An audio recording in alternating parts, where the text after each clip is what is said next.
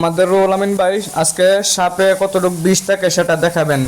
হ্যাঁ বন্ধুরা, বিষধর সাপের দাঁত কয়টা তোমাদের কাছে দেখাবো, আর একটা সাপে কি পরিমাণে বিষ থাকে আগে দেখো।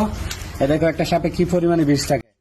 যারা সাপের বিষ দেখেননি তারা সাপের বিষ দেখে নেন। ও মাই গড, দেখেন কতটুকু বিষ।